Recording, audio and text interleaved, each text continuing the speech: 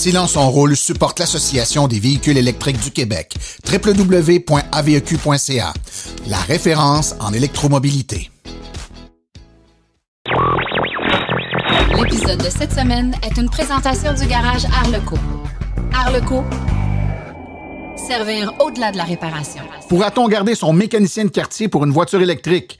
Deux grandes nouvelles pour Lyon, 100 000 $ de financement pour une usine de batterie et un bon de commande de 100 véhicules électriques Lyon 6 et Lyon 8, qui annonce sa EV6 pour 2022. Moscou souhaite électrifier tous ses autobus d'ici 2032. Tardif Diesel présente son camion Ben 100% électrique. Chronique, il n'y a pas juste des voitures, on parle du snowcar de la compagnie Envo. Les réflexions branchées de Claude Gauthier, on parle des gastroles. Connaître sa voiture en 60 secondes top chrono, pourquoi on n'a pas de borne rapide à la maison? Et en grande entrevue avec mon invité, Yves Rassette, on parle de la Ford Mustang Mach-E. Tout ça dans la 99e de Silence on roule.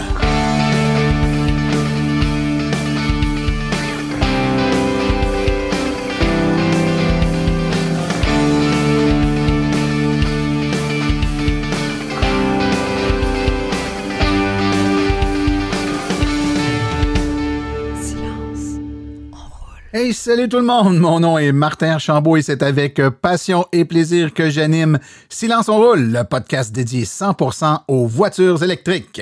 Silence on roule est également le fier partenaire de l'Association des véhicules électriques du Québec. J'espère que vous allez bien, que vous avez encore une fois passé un excellent 2 semaines. Épisode 99. Wow! Bon, là, tout le monde se dit, c'est le dernier avant la 100e. Eh bien non, tel que mentionné et annoncé, on veut pas se faire voler notre 100e qui se veut un événement festif devant public, tirage, invités spéciaux, etc. On peut pas le faire encore. On est encore en zone rouge ici et puis on peut pas se rassembler pour fêter ça.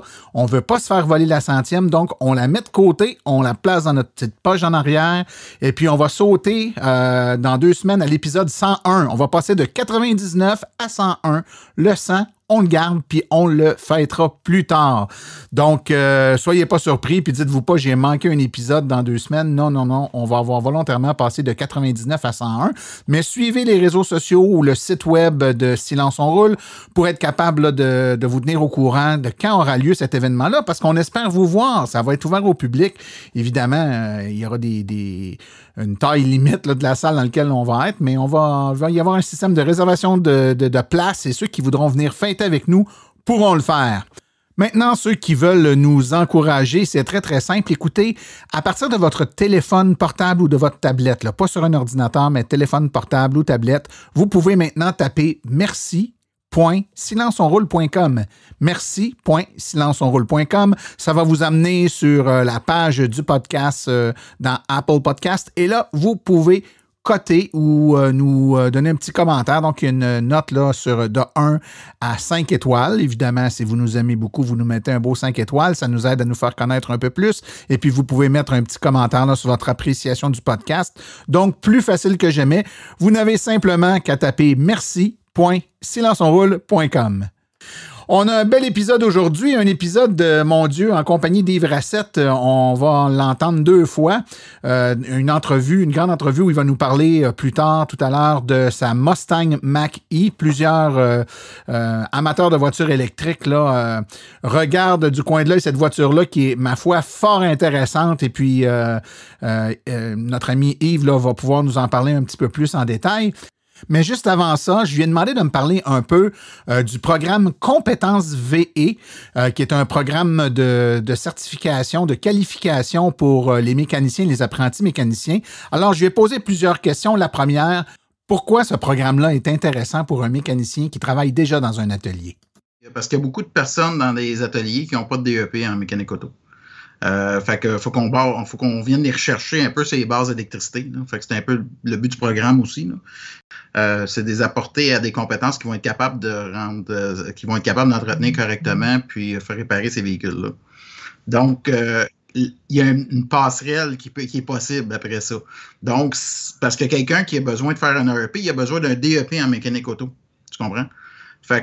Fait que si tu n'as pas le DEP, ben, ça serait comme la porte d'entrée, si on veut, pour aller chercher une certaine forme de certification ou, si on veut, de diplôme là, qui est reconnu par le ministère.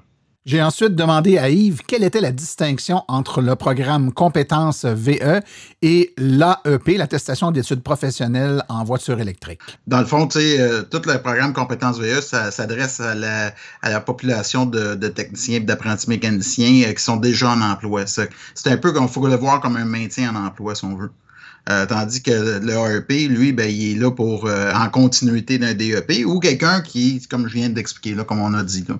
J'ai ensuite demandé à Yves si les étudiants actuellement inscrits dans les programmes de mécanique automobile commençaient à entendre un peu parler de voitures électriques dans leurs cours ou si les cours sont encore entièrement orientés vers les voitures à essence. Ben là, ils sont en réforme présentement, là, mais ça va sortir probablement en 2022. Mais est-ce qu'il va y en avoir beaucoup? Il faut qu'on commence par les bases. Là, puis les bases, ben, ça prend des pneus, ça prend des freins, ça prend la suspension. Il faut qu'ils comprennent toutes les bases d'un véhicule en premier aussi. Éventuellement, je te dirais, dans 10-15 ans, là, ça n'aura pas le choix, ça va peut-être être ça. Là, ça va peut-être être seulement beaucoup plus axé sur des véhicules hybrides électriques. Mais pour l'instant, c'est plus une spécialisation, si on veut. J'ai ensuite demandé à Yves, lorsqu'on achète une voiture électrique, est-ce qu'on doit absolument aller chez le concessionnaire ou si notre garagiste du quartier, qui aurait eu une spécialisation en voiture électrique, peut très bien faire l'affaire pour notre voiture? Non, il n'y aura pas besoin d'aller chez le concessionnaire. C'est sûr que les gars, ils vont, en tout cas, s'ils vont chercher cette formation-là avec compétences VE, ben on va aller leur donner les bonnes bases pour qu'ils partent comme il faut. Là. Puis c'est sûr que c'est tout le temps un travail. Là, que tu fais, quand tu fais 105 heures de formation, là, c'est une bonne entrée en matière, si on veut. Là. Il y a un bout à faire de son côté. L'information à aller chercher, il faut qu'il en mange un peu là, aussi. Mais il va être capable d'entretenir correctement son véhicule là, au niveau du véhicule électrique ou hybride. Là. J'ai ensuite demandé à Yves si les mécaniciens qui ont suivi la formation ou l'attestation vont s'afficher publiquement. Oui, ça va être rendu... Ben, c'est plus les garages qui vont être autorisés. Vont pouvoir s'afficher et dire qu'ils vont pouvoir rendre le service. Donc, qu'ils ont une attestation de compétences VE, donc ce qui veut dire qu'ils ont un garage avec un employé certifié et les outils pour entretenir et réparer le véhicule. Et ma dernière question pour lui, à partir de quand pourra-t-on voir des finissants qui ont été diplômés, qui ont reçu la certification compétences VE? Oui, à partir de, je te dirais, juillet, août, septembre, là, ça devrait être fait. Des certifications devraient être commencées. Donc, si c'est pas cet été, là, ça va être vraiment là, à la fin de l'été ou début de l'automne. Alors voilà, si vous voulez en connaître un peu plus sur le programme, ben, vous pouvez trouver évidemment sur Internet là, Compétences VE, il y a de l'information. Je vais en parler aussi dans la prochaine édition du magazine en ligne L'Alternative électrique. Je vous conseille de vous abonner à L'Alternative électrique, qui est une excellente source d'information sur les véhicules électriques en général. Et Silence on roule, on y a des chroniques et de l'information qui est diffusée là-dedans. Donc allez jeter un coup d'œil à ça, ça va pouvoir vous donner un petit peu plus d'informations. Alors, tout de suite, sans plus tarder, on s'en va à l'actualité dans le monde des véhicules électriques. Vous voulez des produits qui permettront d'augmenter la valeur de revente de votre véhicule? Chez Précision PPF Vitres teintées, nous sommes à votre service depuis 2015. Nos maîtres installateurs sont tous certifiés et ont plus de 17 ans d'expérience dans le domaine. Nous offrons un service de qualité inégalé quant à la protection par pierre, les soins nanocéramiques ainsi que les vitres teintées. Notre pellicule par pierre ultra résistante est invisible et conservera l'intégrité de votre véhicule tout en prévenant la rouille et en protégeant la peinture contre les débris de la route. Notre traitement nanocéramique possède un puissant effet hydrofuge et il préserve l'éclat et la brillance de votre peinture pour en faciliter l'entretien. Que ce soit pour votre voiture, votre résidence ou votre commerce, Précision PPF Vitres teintées est là pour vous offrir la multitude d'avantages qu'offre la teinte de vitre. Venez nous rencontrer au 1970 boulevard des Laurentides à Laval. Appelez-nous au 450-490-4488 ou encore venez visiter notre page Facebook Précision PPF Vitres teintées. Nous comblerons vos exigences tout en vous offrant la qualité que vous recherchez.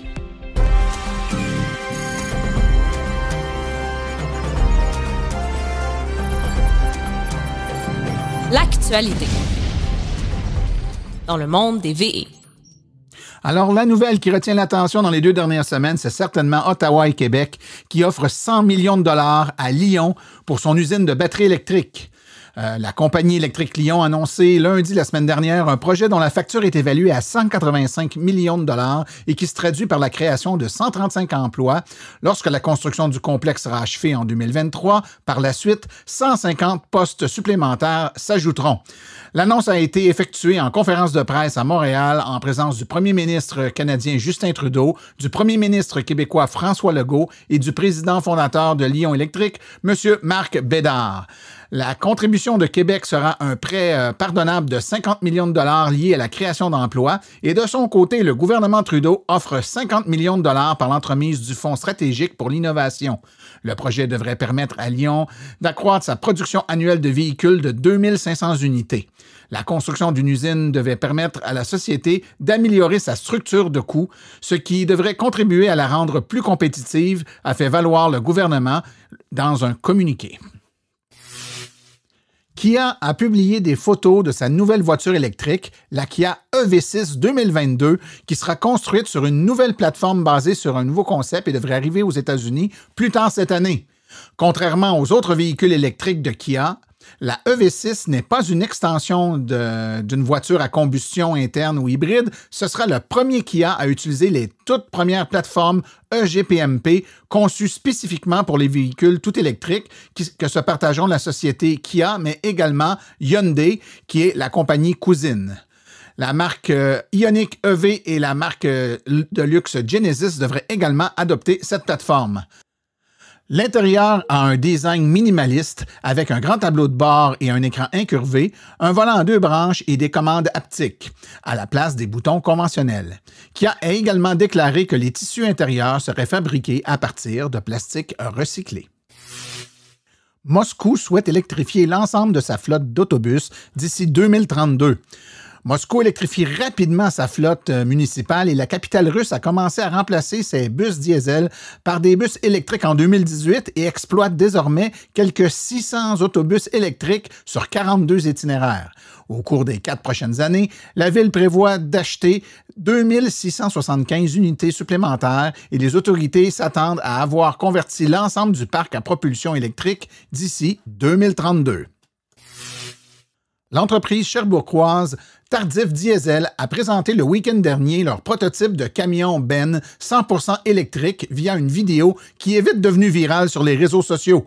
Le propriétaire Jean-Marc Tardif n'est pas étranger à ce domaine, ayant déjà électrifié toute sa flotte de véhicules de livraison à l'électricité avec des Chevrolet Bolt. L'idée d'un camion électrique lui est venue d'un client qui lui a fait une demande pour une mine à ciel ouvert et il désirait tester des camions Ben électriques.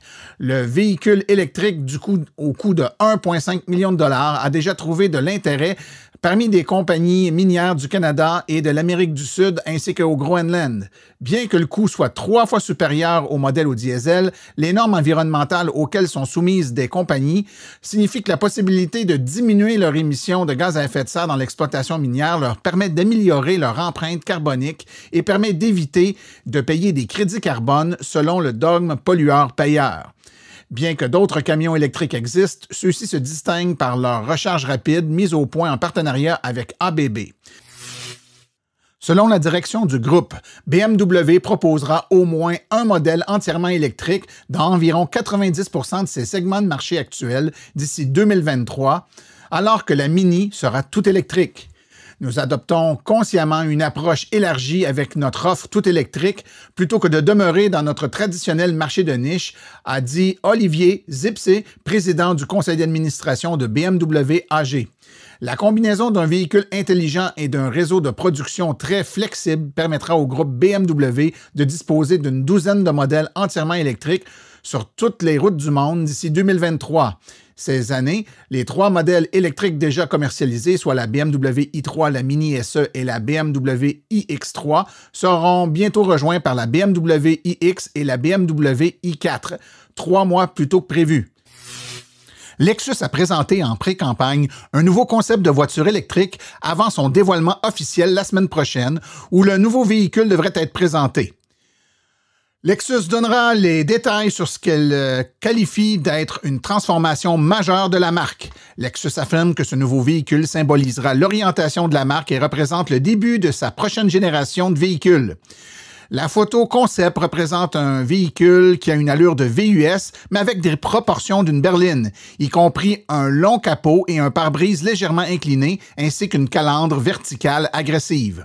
Le 30 mars, Lexus nous donnera un aperçu des changements majeurs qu'elle a prévus pour les années à venir et lors du même événement, elle dévoilera également un nouveau véhicule électrique. L'image du véhicule concept laisse beaucoup de place à l'imagination, mais une version légèrement éclairée de la photo révèle un véhicule long élégant, semblable à un VUS. Lion Électrique confirme qu'elle a reçu un bon de commande de Pride Group Enterprise pour l'acquisition de 100 camions Lion 6 et Lion 8 entièrement électriques. Cette commande représente la plus importante commande de camions zéro émission de Lion à ce jour. Pride intégrera les camions 100% électriques dans ses opérations existantes logistiques. Des opérations d'entretien complet, de crédit bail et de location de vente au détail d'équipements aux États-Unis et au Canada et les déploiera avec une sélection de ses clients gestionnaires de flotte. La majorité des camions devraient être livrés à Pride en 2021. Le reste des livraisons devrait avoir lieu en 2022.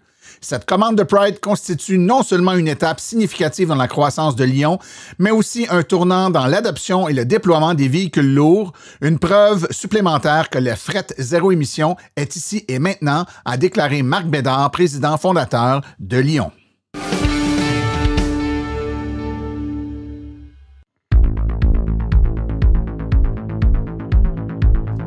Il n'y a pas juste des voitures avec Philippe Corbeil.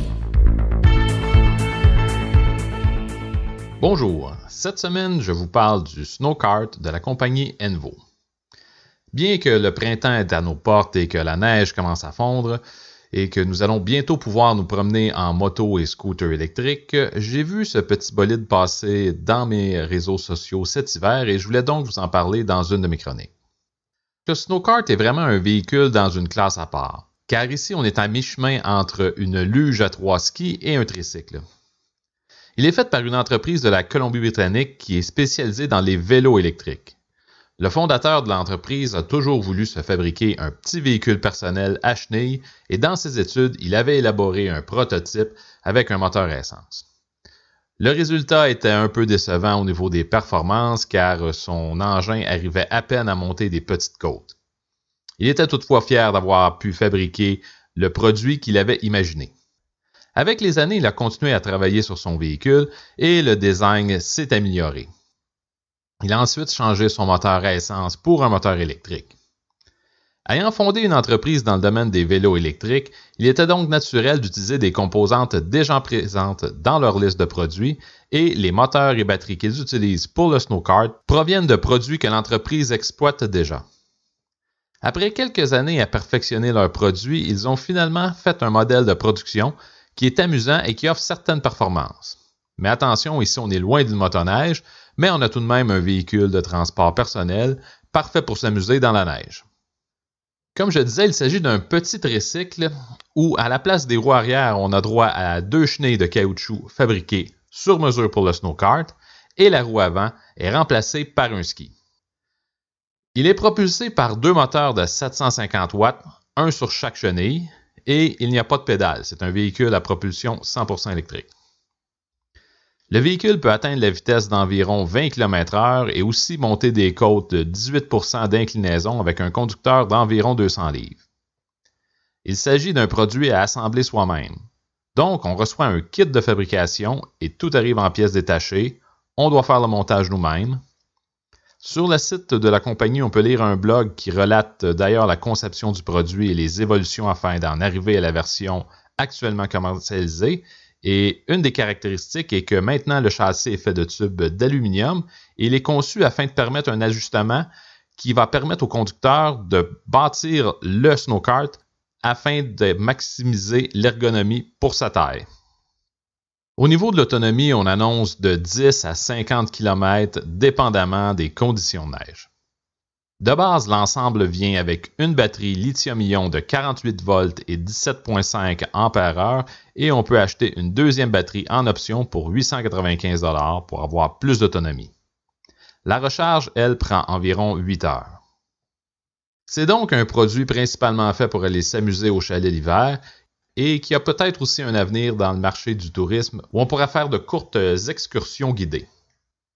Ça reste un produit de niche avec son prix qui est relativement élevé de 4 979 $ pour la version à une seule batterie et 5 874 $ si vous commandez la version avec 2 batteries. Ça reste néanmoins un produit d'hiver à propulsion électrique assez intéressant. En utilisant le principe de la chenille, la compagnie a créé un kit afin de transformer un vélo en snowbike. Vous remplacez la roue arrière par une chenille qui est actionnée avec l'aide d'un moteur électrique, la roue avant par un ski, et le coût total du kit de conversion incluant la batterie est de 3 833 $. Vous pouvez trouver plus d'informations sur le snowkart et le snowbike au envodrive.com. Maintenant, si on revient au printemps et aux motos électriques, Honda, KTM, Piaggio et Yamaha ont annoncé une nouvelle au début du mois de mars qui va sûrement aider la progression des motos électriques. Ces 3 manufacturiers ont décidé d'unir leurs forces afin de créer un système universel de batterie interchangeable qui sera compatible entre les différentes marques. Plusieurs petites motos et scooters ont déjà des batteries qui peuvent être retirées du véhicule, ce qui permet de recharger les batteries à un endroit plus pratique que l'endroit où est stationnée la moto, ou encore de faire un plein express en remplaçant ces batteries par des batteries chargées. Dans l'univers de la moto, le concept de la permutation des batteries comme alternative à la recharge pour faire le plein est plus réaliste que dans l'univers automobile dû à la facilité de procéder à l'opération et à l'espace moins imposant nécessaire pour entreposer des batteries. À Taïwan, la compagnie de scooters Gogoro a d'ailleurs déjà un système similaire en place. Avec ces 4 importants manufacturiers de motos qui désirent travailler ensemble afin de créer un standard au niveau des batteries interchangeables, cela va faciliter le développement de solutions à ce niveau. C'était Philippe Corbeil et on se reparle bientôt dans ma chronique « Il n'y a pas juste des voitures ».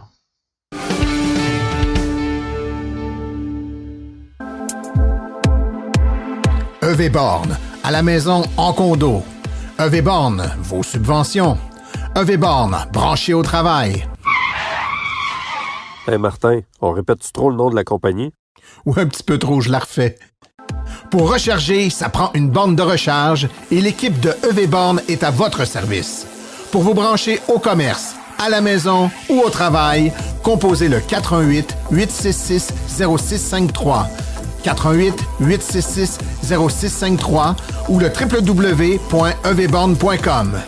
EV Born, la passion à votre service.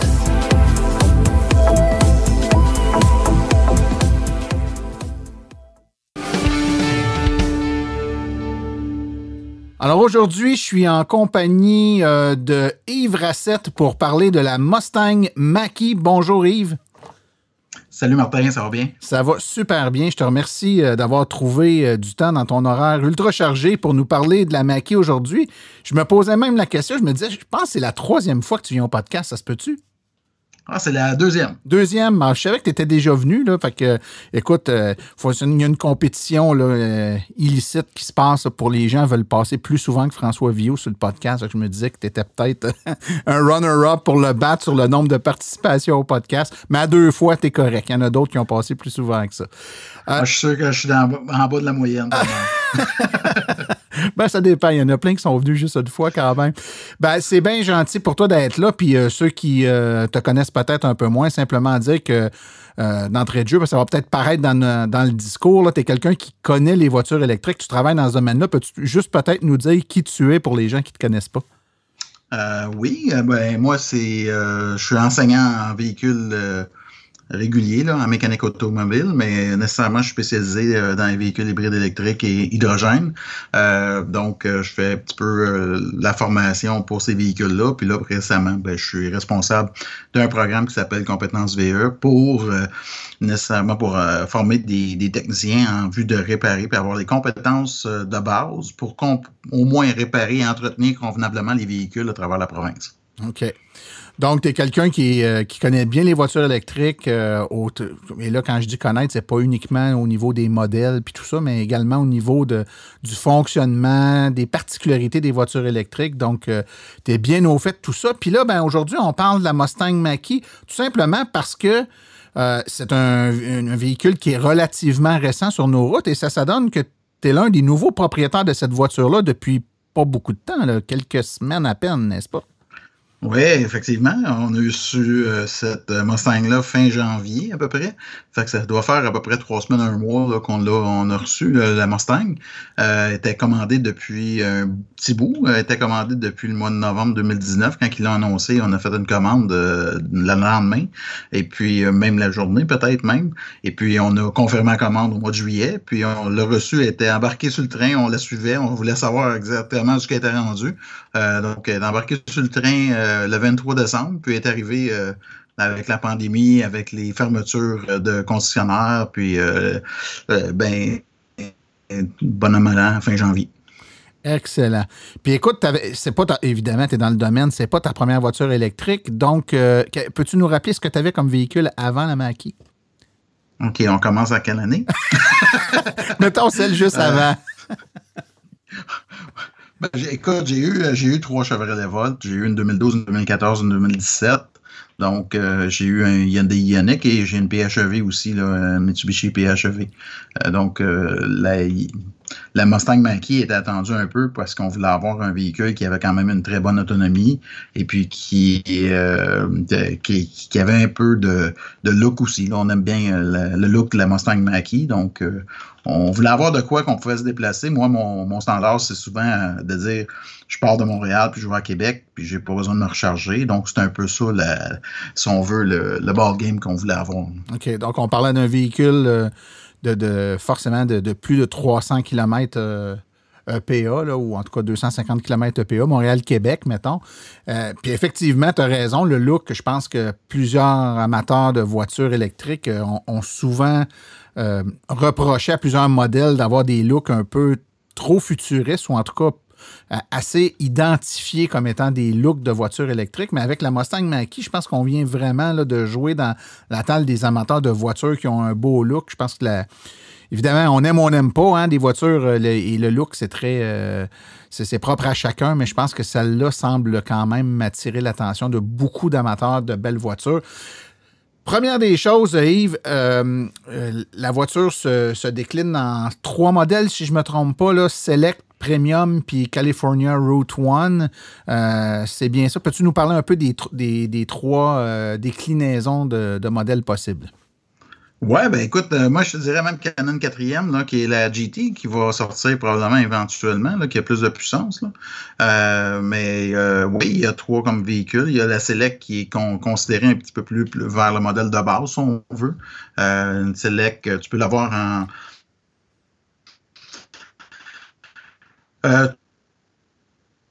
tu peux avoir du Standard Range ou du Extended Range aussi. Là, ça dépend toujours de qu'est-ce que tu veux payer puis combien d'autonomie que tu vas avoir aussi. Ça va varier. Là. California Route 1, de mon côté, j'aurais aimé avoir un véhicule ou une Premier Edition, sauf qu'il n'avait pas dans la couleur que je voulais commander. Moi, je voulais avoir une blanche. Je ne pouvais pas l'avoir. Donc, j'ai commandé une blanche puis je n'ai pas commandé une Premier Edition. Oui, il y a différence. Il y a beaucoup... Il y a, en tout cas, quelques options différentes. Là. Et puis la GT, bien, pas disponible maintenant. Je pense qu'elle va être disponible probablement l'année prochaine, dépendant quand Ford va décider de la mettre sur le marché, là, si on veut. OK.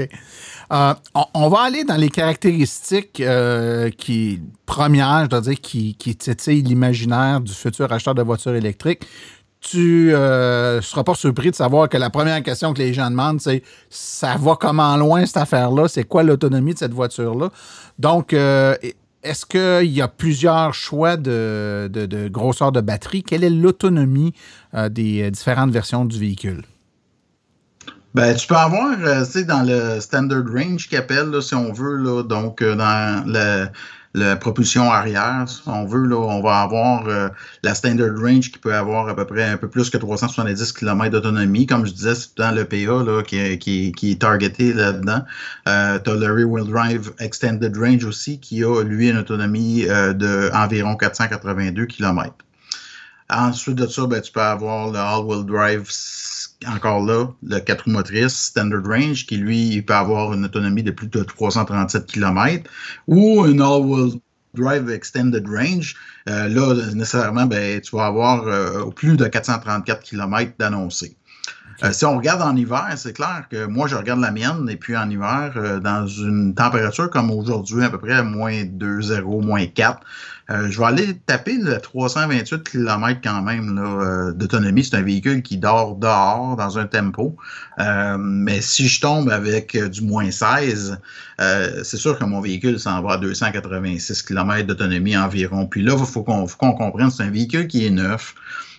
Qui a besoin d'avoir des cycles de conduite pour avoir vraiment l'autonomie réelle aussi. Puis c'est une première chez Ford peut-être là, qu'il utilise un peu l'autonomie de tous les véhicules, puis il fait un genre de melting pot de ça, puis il te le donne là, dans ton dashboard là, selon, c'est un plus qu'un gasometer là, qu'on appelle, mais c'est vraiment là, un bunch gasometer, je dirais. Okay. Donc, ce que tu dis, Yves, c'est que l'ensemble des Mach-E qui circulent envoie à un centre de contrôle la distance qu'il parcourt, puis c'est la moyenne de ces distances-là qui est redistribuée aux autres véhicules par la suite? Oui, lorsqu'on fait la recharge, mais là, c'est sûr que ça va être différent un petit peu de chacun, là, selon la conduite aussi qu'on a. Là. Parce que c'est toujours basé sur les 40 derniers cycles de conduite que tu fais. Mais l'average moyenne générale peut varier soit en descendant selon la température externe ou soit en montant selon la température externe. Donc, c'est quand on a du moins 16, c'est clair que l'autonomie, ben, on en rend moins disponible parce qu'on protège la batterie du véhicule. Okay. Donc, on parle dans le standard range, là, pour ceux qui sont familiers avec le concept des kilowattheures, la taille de la batterie, dans un petit peu plus que 75 kilowattheures pour le standard range, puis légèrement en dessous de 100 kilowattheures pour l'extended range. C'est quand même des grosses batteries. Quand tu branches ça à la maison, quelle est la puissance à laquelle on peut se recharger sur un niveau 2? Est-ce que c'est 6.6, 7.2, 11 kilowatts? Ça va jusqu'à combien en recharge niveau 2? Ben, la recharge, le chargeur embarqué, là, c'est un 10 kW qu'il y a là-dedans. Donc, tu sais, ça va varier selon aussi la disponibilité des chargeurs que tu as. C'est sûr que Ford, on peut avoir jusqu'à, si je ne me trompe pas, 48 ampères qu'on peut avoir avec le chargeur de Ford. Ou un autre chargeur, peu importe. Donc, je pense que c'est sûr que l'idéal, c'est d'avoir quelque chose qui peut te donner un petit peu plus d'ampérage. Pour que tu sois capable de regagner plus de kilomètres le plus rapidement possible. Si tu branches ton véhicule le matin et tu te réveilles le lendemain matin, c'est clair que tu as des bonnes chances que quand même, si tu as une bonne de niveau 2 avec un 30 ampères, mettons, ben, tu vas peut-être, probablement, selon le kilométrage que tu t'es branché, avoir un véhicule qui va être plein de charge. Oui, OK. C'est bon, mais c'est quand même en haut de... On commence à voir là, cette génération-là de véhicules avec des chargeurs embarqués niveau 2 qui sont plus puissants que 7.2 kW. Du 10, du 11, là, ça va devenir, je pense, avec l'arrivée des plus grosses batteries, évidemment, si on va être capable de les charger pendant la nuit, si on augmente la piscine, je dis souvent, il faut augmenter la grosseur du tuyau avec lequel on la remplit, parce que sinon, on n'a pas le temps de la remplir à temps. Oui, c'est sûr que tu ne pourras pas te baigner le lendemain. Oui, c'est ça. Tu vas avoir les pieds mouillés, mais pas la tête, c'est clair. Et voilà. Écoute, l'autre élément, évidemment, qui est super important, c'est également la capacité de cette batterie-là de se recharger de façon efficace à des bornes rapides. Donc, premièrement, c'est un véhicule qui, comme tous les nouveaux véhicules maintenant, utilise le standard CCS Combo, je présume. Oui, bien effectivement. Ça. Oui. Et Ford nous annonce une capacité de recharge de 150 kW pour le véhicule. Évidemment, c'est comme tout le reste. Là, on parle de 150 kW dans d'excellentes et de très bonnes conditions. Ça ne veut pas dire qu'on va charger à 150 kW tout le temps. On se comprend bien. Là, c'est l'hiver. Tu as eu ton véhicule l'hiver. Donc, toi, tu ne l'as chargé sur des bornes rapides qu'en conditions hivernales. Donc, forcément, tu n'as pas chargé à cette vitesse-là. Là. Je serais bien surpris. Ben moi, j'aurais été bien content de charger à cette vitesse-là aussi. Malgré ça, tu sais, il faut comprendre que quand il annonce 150 kW, là, c'est toujours selon les endroits d'ingénierie qui sont à 21 Celsius, je dirais. Là. Donc, c'est l'endroit idéal, comme tu disais. Fait que oui, effectivement, j'ai fait des recharges rapides. J'ai fait à peu près plus ou moins 3200 km là, depuis que je l'ai, depuis un mois, avec le véhicule. J'ai utilisé des bornes de recharge rapide et le plus haut que moi j'ai obtenu à date, c'est environ 86-87 kW. OK. Puis quand on regarde la littérature des gens qui en ont ailleurs qu'au Québec, puis pourquoi je dis ailleurs, c'est parce que des fois ailleurs il fait plus chaud, n'est-ce pas? Oui. Des gens qui ont atteint là, le 100 kW, voire même en haut de 100 kW, il y en a là. Donc on n'a pas à douter de la capacité du véhicule d'atteindre ces puissances-là, mais évidemment, à 21 degrés C, c'est plus facile de charger en haut de 100 kW qu'à moins 5, moins 10 ou moins 15 degrés, bien entendu. Donc, à ces puissances-là, donc c'est quand même des puissances assez élevées, ça va permettre de recharger ces batteries-là qui sont assez grosses quand même dans un délai qui est respectable. Toi, je me rappelle pas si tu l'as dit tantôt, Yves, est-ce que tu as l'extended range ou la standard range dans ton cas? Moi, c'est une all-wheel drive extended range. Donc, quand que je recharge environ, là, je pourrais te dire là, que je vais passer quand même assez facilement à un niveau de 200 km d'autonomie en dedans de 35-40 minutes, là, mettons. Okay. Si je le mets sur une borne qui est capable de développer quand même au-dessus de 100 kW. Là. OK. Excellent. On va parler maintenant d'autres caractéristiques du véhicule. C'est un véhicule qui est physiquement quand même assez spacieux quand on est dans le véhicule. Donc, parle-nous donc un peu de l'intérieur, de l'espace, de la disponibilité là, pour embarquer des gens et du matériel dans ce véhicule-là. C'est quand même assez surprenant parce qu'au niveau de la position du conducteur avec le passager, là, on n'est pas épaule à épaule. Là. C'est vraiment l'intérieur est vraiment quand même assez spacieux. Aussi à l'arrière, là, quand même, quelqu'un de bonne taille, là, de 6 pieds 3, là, pourrait s'asseoir facilement. C'est sûr qu'il y a un ajustement de siège là, à faire, là, côté conducteur et passager en avant, mais il n'y aura pas la tête directement à côté sur le plafond du véhicule. Là. Il va y avoir de l'espace quand même après. Fait que ça, c'est déjà une bonne nouvelle pour ceux qui sont de grande taille. Là. Puis à l'arrière, tu as quand même une bonne partie cargo avec les bancs qui se replient. Puis donc, si on compare ça un peu avec d'autres véhicules, c'est quand même une bonne espace de rangement qu'on peut travailler et puis qu'on peut emmener des choses là, aussi à l'intérieur du véhicule. Est-ce que c'est un véhicule qui a ce qu'on appelle un frunk, donc un espace de rangement à l'avant du véhicule?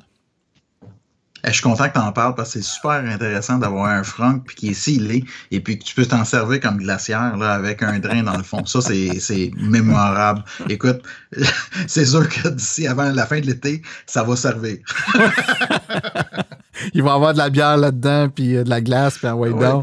Ah oui, puis j'avais un voyage à faire. Je me promène souvent sur la route. Puis j'étais à Gatineau, j'étais à Québec. Des fois, tu manges au restaurant, tu amènes ton lunch, tu le mets dans ton frigidaire parce que tu n'as pas tout mangé. Ben écoute, j'ai dit à un de mes collègues, j'ai dit, écoute, je vais mettre ça dans mon cooler, puis on va l'emmener, puis je vais le manger plus tard. Là, elle dit, t'as pas de cooler? Je dis, ben oui, j'ai un cooler. Fait que là, j'ai ouvert mon frunk, j'ai mis mon lunch. Et puis, on est parti. Puis, écoute, ça s'est gardé, là, c'est clair. Ah, ça garde d'une bonne température. Puis... Qu'est-ce qu'il faut pas, hein? C'est extraordinaire. Ça peut être pratique. Puis, en plus de ça, là, t'es capable de garder un drink froid. C'est super bien. Oui, puis t'as choisi la voiture blanche en plus. Fait qu'elle réchauffe pas trop par le soleil. C'est de toute beauté. T'as pensé à tout. T'es un gars prévoyant. Si on parle maintenant du tableau de bord, l'infodivertissement, ça ressemble à quoi dans le véhicule? Écoute, c'est sûr que quand tu regardes ça, ben moi, premièrement, quand j'ai vu ça la première fois, c'est clair, tu dis c'est l'inspiration Tesla. Là. Je pense pas que nécessairement le Ford aurait fait un véhicule comme ça si Tesla n'aurait pas poussé au début. Là. Ça, c'est clair. Puis je pense que ça donne un bon coup de pied à tous les manufacturiers. Là. Mais la qualité du véhicule est vraiment là. Un tableau de bord qui répond quand même assez bien. Là, que tu as l'information en avant de tes yeux ou ce qui est le volant aussi. Ça, c'est intéressant d'avoir ça. Mais l'infodivertissement, en général, travaille et répond quand même très bien. Il n'y a pas de lag, il n'y a pas... c'est quelque chose qui est quand même assez...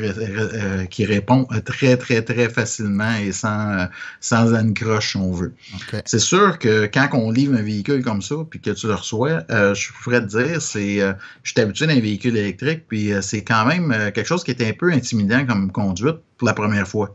On est habitué de conduire des véhicules électriques puis tout, mais là, me semble que ça fait beaucoup à vérifier. Un nouveau véhicule, tu veux essayer de pas trop peser sa pédale d'accélération parce que c'est quelque chose qui répond assez agressivement aussi, surtout si tu le mets dans le mode unbridled. Donc, c'est quelque chose, il faut que tu t'habitues, je dirais, là, pour les premières fois. Là. OK. Le confort, quand tu es assis dans le véhicule, donc le confort des sièges, la position, comment tu qualifierais ça? Pour quelqu'un qui est de grande taille, là, souvent dans les véhicules, les gens disent, moi, je mesure 6 pieds 2, puis j'ai la tête à côté dans le toit. Là. Est-ce que c'est un véhicule qui est bien adapté à quelqu'un, par exemple, qui serait un peu plus corpulent ou de grande taille? Moi, je pense que oui. On essayait avec, justement, là, quelqu'un qui a un modèle Y, qui a un modèle all-wheel drive aussi de performance. Puis lui, il est à 6 pieds 3. Il a quand même une bonne grandeur, un bon poids. Là. Et puis, la seule problématique que je dirais, là, ça serait quelqu'un avec quand même une bonne carrure. Là. C'est souvent au niveau de la vision, au niveau du véhicule. C'est sûr que si on commence à comparer avec des modèles Y, avec, si on veut, là, un pare-brise qui s'étend un peu plus haut, Ford, c'est beaucoup quelque chose qui a un peu le modèle américain, là, avec... si on veut, là, un porte-lunettes en haut, et puis fait que au niveau, ça serait plus au niveau de la vision pour voir des lumières au-dessus de ta tête, là, pour voir es-tu verte, es-tu rouge. C'est là que ça me poserait problématique. Mais au niveau du confort en tant que tel, c'est un véhicule qui est extrêmement et très confortable, là, si on veut. Là. Donc, beaucoup de positions, beaucoup d'ajustements au niveau des sièges. Quelque chose qui tu sais, tu fais des grands voyages, puis tu te sens pas fatigué quand tu as fait le long voyage. Là. C'est souvent un des reproches qu'on pourrait avoir au niveau des véhicules quand tu t'assois dans le véhicule, là, que j'avais déjà entendu par hasard d'un Chevrolet Bolt, là, qu'il y en a qui disaient qu'il n'était pas aussi confortable. C'est pas le problème. On n'a pas ce problème-là avec la Mustang Mach-E. C'est quelque chose d'extrêmement bien fait. Et la qualité d'assemblage est là aussi pour le prouver un peu. Et si on parle de l'insonorisation du véhicule, comment tu pourrais nous décrire ça? Si tu compares avec les autres véhicules électriques que tu as eus. Évidemment, le véhicule ne fait pas de bruit dans le sens où c'est un moteur électrique, donc c'est très peu bruyant, mais est-ce qu'il est bien insonorisé? C'est un véhicule qui est très bien insonorisé. Moi, j'ai fait, tu sais, en ayant un véhicule, en l'achetant et en l'obtenant au mois de janvier, c'est un véhicule qu'on n'a pas le choix, il faut qu'on mette des pneus d'hiver dessus. Donc, moi, j'ai acheté des pneus d'hiver pour des Acapelita 9, pour pas nommer Nokia. Des très bons pneus avec une très bonne traction. Sauf que c'est des pneus qui ont tendance à sciller un peu. Donc, avant que je le change pour des pneus d'hiver, je ne l'ai pas eu longtemps. C'est dans 3-4 jours. Là, j'avais beaucoup moins de bruit intérieur. C'est sûr qu'avec les pneus d'hiver qui scillent, tu l'entends sciller là, au niveau de la traction et tout, mais sauf que la traction est super bonne. Mais si on parle d'un véhicule avec les pneus d'été ou les pneus 4 saisons qui ont sur le véhicule, c'est clair que c'est un pneu qui est beaucoup, beaucoup plus supérieur au niveau du silence. Puis, on n'entend pas grand-chose. Je vous dirais, là, les bruits de vent, ces choses-là, on n'entend pas ça dans ce véhicule-là. Écoute, j'ai 2 dernières questions, Yves, avant qu'on termine. Le temps passe tellement vite. La première de ces 2 questions, c'est... on ne peut pas parler d'une Mustang sans faire allusion à l'aura et je te dirais le passé de la Mustang considérée comme une voiture de puissance, une voiture de performance. Est-ce que la Mustang Mach-E n'a de Mustang que le nom ou les performances du véhicule sont là pour satisfaire quelqu'un qui a déjà été un amateur de Mustang à essence puis qui veut passer à l'électrique puis qui se dit, garde, moi j'aimais la Mustang à gaz, je vais m'acheter une Mustang électrique. Est-ce qu'on se retrouve ou c'est complètement autre chose? Ben moi, je pense que, écoute, de la minute que j'embarque dans un véhicule, puis que je pèse sur le champignon, si on veut, là, puis qu'il y ait du son ou pas de son, peu importe pour moi. Mais si je rentre dans mon siège, ça veut dire que c'est une bonne accélération habituellement. Puis je te dirais que moi, j'étais assez agréablement surpris avec ce véhicule-là. Je pensais que c'était peut-être pour être un peu plus lent, un peu comme véhicule. Mais quand tu pèses sur un véhicule comme ça, c'est sûr que tu as nécessairement le torque disponible à 0 RPM. Donc, c'est quelque chose qui, au niveau accélération, c'est assez impressionnant pour la grosseur et le poids du véhicule. Ouais. Donc, moi, je dirais que faut vraiment que tu l'essayes pour le voir parce que, et souvent, comme tu sais, Martin, là, il y en a plusieurs qui n'ont jamais essayé des véhicules électriques et qui en parlent en mal un peu, mais sauf que dès que tu embarques dans un, souvent, tu ne retournes pas au véhicule à essence. Ça ne fera pas exception avec la Mustang Mach-E, je suis bien certain. Et j'en ai une dernière pour toi, puis celle-là, bien évidemment, c'est le bout de rough, mais il faut en parler quand même. Il y a un prix à tout ça, hein, puis il y a des subventions au Québec, puis la question, c'est toujours la même. Le véhicule se qualifie-t-il pour les subventions provinciales et fédérales? Qu'en est-il de la Mach-E? Au niveau de la maquille, oui, effectivement. Écoute, ça, c'est une belle histoire. Une semaine avant ma livraison, de mon côté, j'avais l'espoir d'avoir le 8000 du gouvernement du Québec. Elle n'est pas éligible au niveau du gouvernement du Canada, au niveau de la Premium All-Wheel Drive avec Extended Range. Mais vu qu'il était comme il y avait un genre d'embouglio là, au niveau du site, écoute, une semaine avant, mon vendeur m'appelle, il me dit, écoute Yves, on ne pourra pas avoir le 8000 du gouvernement parce que finalement, ils ont décidé que la Mustang Mach-E n'était pas disponible à l'intérieur de cette subvention-là. Donc, j'ai laissé un peu la poussière retomber. J'en ai pas fait une grosse histoire parce que j'ai dit ça n'a pas d'allure qu'ils fassent ça comme ça.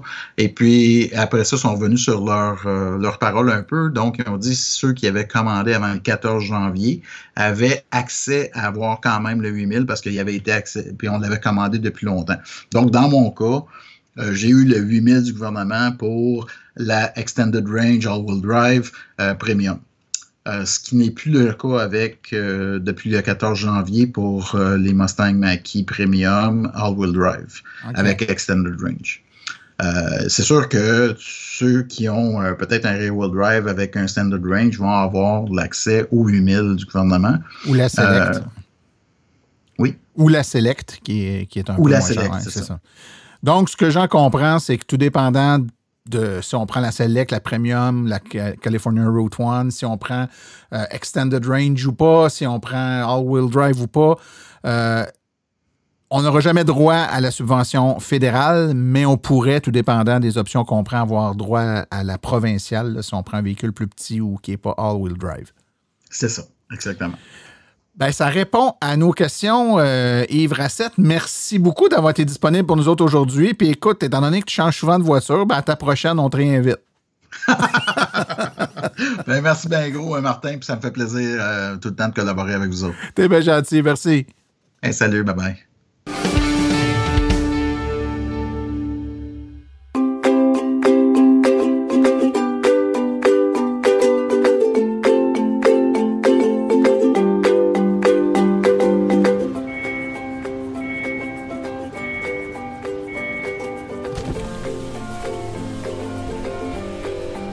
C'est vrai que ça brise moins, mais il y a quand même un minimum d'entretien à faire sur nos voitures électriques.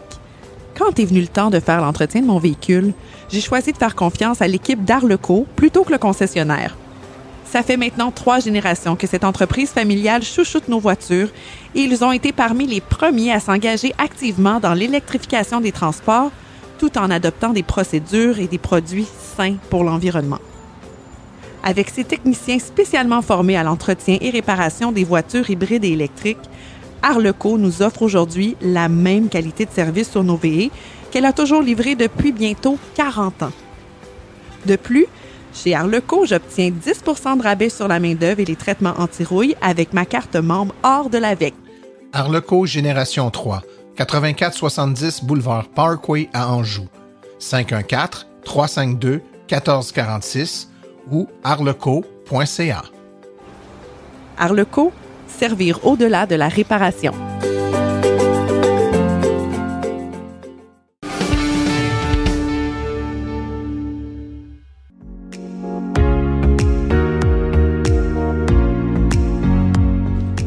Les réflexions branchées de Claude Gauthier. So the argument goes electric vehicles don't pollute, but the electricity powering the electric vehicles does pollute. Some even say it pollutes even more than a gasoline or petrol burning car. If we're going to look beyond the EV itself to the energy that powers it, shouldn't we do the same for the fossil-fueled combustion car? So what goes into producing the fuel that you burn in your car every day? Donc, aujourd'hui, je vous parle d'un petit vidéo. Vous pourrez aller voir sur YouTube. Donc, c'est la chaîne Gastroll. Donc, G-A-S-T-R-O-L-L. Donc, le troll de l'essence qui a produit ça. Et je dois avouer que c'est très bien fait. Donc, dans la vidéo, on donne des chiffres. On part de la prémisse, justement, que plusieurs personnes nous répètent qu'un véhicule électrique, oui, c'est correct, n'émet pas de pollution directement. Sauf que la production d'électricité peut être aussi ou sinon plus polluante qu'un véhicule à essence. Donc, on va regarder ça. Dans la vidéo, on apprend que pour une pompe, donc à chaque mois, là, une pompe dans un puits de pétrole a besoin de 9960 kWh d'électricité chaque mois. Donc, 56 000 kWh, 9960 kWh, pardon, va vous permettre de faire avec un véhicule électrique 56 000 km. Quand on sait que la moyenne est d'environ 25 000 km par propriétaire, ça veut dire que vous pourriez être capable de faire un peu plus de 2 ans juste avec l'électricité qui est consommée en 1 mois pour une pompe. Aux États-Unis, il y a 435 000 pompes, ce qui nous donne un total de 4300 gigawattheures par mois. Et ça, à chaque mois, ça vous permettrait d'alimenter 15 164 100 véhicules électriques. Donc, je répète, pour les 435 000 pompes, ce qui ont besoin d'électricité, vous seriez capable d'alimenter 15 164 100 véhicules. Vous avez aussi les plateformes en mer qui, eux autres, ont besoin d'entre 20 et 30 tonnes de diesel chaque jour, qui produisent, mais demandent 300 000 kWh par jour d'électricité. Donc, lorsqu'on fait le total des deux, donc le puits et les plateformes en mer, ça nous donne 1,3 milliard de kilowattheures par mois. Donc, avec ça, 1,3 milliard de kilowattheures par mois, vous seriez capable d'alimenter 19,5 millions de véhicules chaque mois. Vous savez, il y a des gens qui disent que lorsque tous les véhicules électriques la plupart des véhicules vont être électriques, que le réseau ne suffira pas à la demande. Je crois qu'on vient de prouver qu'il n'y a aucun problème de ce côté-là. Ensuite, il faut penser que le pétrole, une fois qu'il est pompé ou encore qu'il est pris dans une plateforme en mer, il faut qu'il soit transporté à la raffinerie. Donc, le transport maritime, par année, va émettre 1 milliard de tonnes de CO2. Donc, ça, c'est la pollution directe. Et en plus, vous devez ajouter à ça le raffinage pour 100 millions de barils par jour. Donc, pour raffiner de l'essence, il faut la monter à 425 Celsius, ce qui nous permet d'avoir différents produits. Et une fois qu'elle est raffinée, l'essence doit être transportée par camion jusqu'à la station-service. Donc, tout à l'heure, je vais vous parler un peu là, des véhicules pour le transport et les véhicules qu'on prend chaque jour. Faut se rappeler aussi qu'un moteur est très peu performant en tant que tel. Il y a 70% de l'essence qui est tout simplement brûlée. Que si on n'avait pas de catalyseur ou de silencieux, sortirait directement du moteur, donc à 70%, et on garde seulement 30% de l'énergie pour faire tourner les roues du véhicule. Donc, on comprend un peu plus le tableau de M. Barry Saxe-French, qui nous avait déjà expliqué qu'un véhicule électrique ici au Québec va émettre environ 14 tonnes de CO2, alors que le véhicule à essence qui était le plus économique lorsqu'il a sorti son tableau était une Toyota Prius. Donc la Toyota Prius, elle émettait sur 320 000 km, donc la durée de vie du véhicule, 53 tonnes. Donc on passe de 14 à 53. Donc, ici, c'était la prémisse du début. Il y a des gens qui vont vous dire, oui, c'est bien beau, mais à des endroits où vous avez des pays qui vont produire l'électricité avec des énergies très polluantes, exemple le charbon, ça va être beaucoup plus polluant. Donc encore là, dans le tableau de M. Saxe-French, il nous explique que même si vous étiez dans un endroit où la production d'électricité c'était seulement avec le charbon, vous allez émettre sur 320 000 km 80 tonnes de CO2. Et ça n'existe nulle part au monde des pays qui produisent de l'électricité seulement avec du charbon. Aux États-Unis, il y a 47% de la production d'électricité qui est faite avec des énergies renouvelables. Donc, on a pris tout à l'heure les chiffres des États-Unis pour produire le pétrole, donc on prend les mêmes pour la production d'électricité. Donc, je répète, c'est 47% de l'électricité qui est produite au pays qui est en énergie renouvelable. Je reprends quand même le chiffre. Donc, 80 tonnes de CO2 Juste pour vous dire, c'est un peu plus qu'une Honda Civic, juste un peu moins qu'une Honda Accord. Et lorsqu'on sait que la moyenne en Amérique du Nord est de 110 tonnes de CO2. Donc ça, c'est la moyenne. Donc, je reprends les chiffres du début. Pour toute la production de pétrole au complet, on pourrait alimenter 19,5 millions de véhicules électriques chaque mois. Les véhicules électriques qui seraient produits avec une énergie 100% renouvelable, un peu comme au Québec, produiraient 14 tonnes de CO2. Et si on prend aux États-Unis que vous avez 47% des énergies renouvelables, ça veut donc dire que vous émettez environ 40 tonnes de CO2, même si vous êtes aux États-Unis. Et la moyenne nord-américaine pour la production de CO2 pour les véhicules est de 110 tonnes. Donc, est-ce qu'il y a encore quelqu'un qui croit qu'un véhicule électrique est aussi ou sinon plus polluant qu'une auto à essence? Merci et à la prochaine.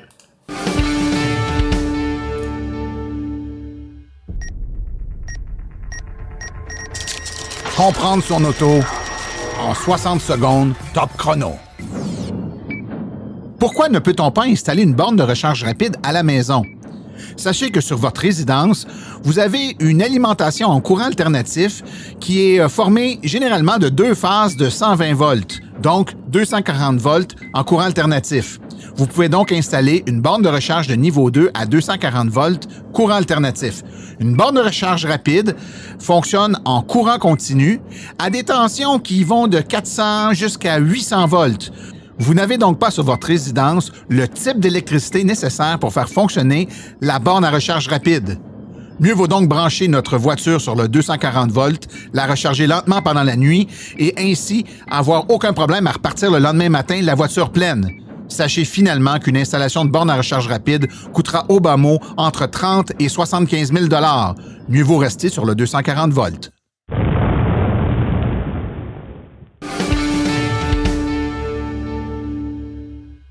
Voici les événements à venir dans les prochaines semaines dans le monde de l'électromobilité. Évidemment, la pandémie fait en sorte que la majorité des activités sont en mode virtuel. Donc, jeudi, le 15 avril à 19h30, kiosque virtuel d'AVEC. Ce sont des réponses à vos questions avec un panel d'électromobilistes d'expérience. Pour vous inscrire, visitez le site de la campagne Roulons électrique. Conférence virtuelle, la voiture électrique, est-ce pour vous? C'est le mardi 20 avril à 19h. C'est offert par la FADOC. La voiture électrique, est-ce pour vous? Conférence virtuelle, toujours Simon-Pierre Rioux, mercredi le 28 avril à 19h. C'est une présentation de la bibliothèque de Brossard. Kiosque virtuel avec le 19 mai 2021 à 19h30 et un autre qui aura lieu mercredi le 16 juin à 19h30. Encore une fois, les inscriptions sur le site de Roulons électrique. Ceci conclut la présente balado-diffusion. Silence on roule remercie tous ses collaborateurs et invités, particulièrement aujourd'hui Yves Rassette, Philippe Corbeil et Claude Gauthier. Nous remercions également le Garage Arleco, commanditaire principal, ainsi que l'Association des véhicules électriques du Québec, partenaire de Silence on roule. La reproduction, la diffusion de l'émission est permise, mais nous apprécierions en être avisés. Toute question concernant l'émission peut être envoyée à martin@silenceonroule.com. Pour les questions générales regardant l'électromobilité ou l'association, veuillez plutôt écrire à info@aveq.ca. Pour vous renseigner et avoir accès à toute la documentation de l'AVEC, visitez le www.aveq.ca. Je vous rappelle que sur notre site web, afin de vous faciliter la tâche, vous avez accès aux archives de nos balados ainsi qu'à des hyperliens vers les sites web mentionnés aujourd'hui, le tout directement à archives.silenceonroule.com. Finalement, vous pouvez nous trouver sur Facebook en tapant Silence on roule, le podcast. Mon nom est Martin Archambault et d'ici le prochain balado, j'espère que vous attraperez la piqûre et direz vous aussi, silence, on roule.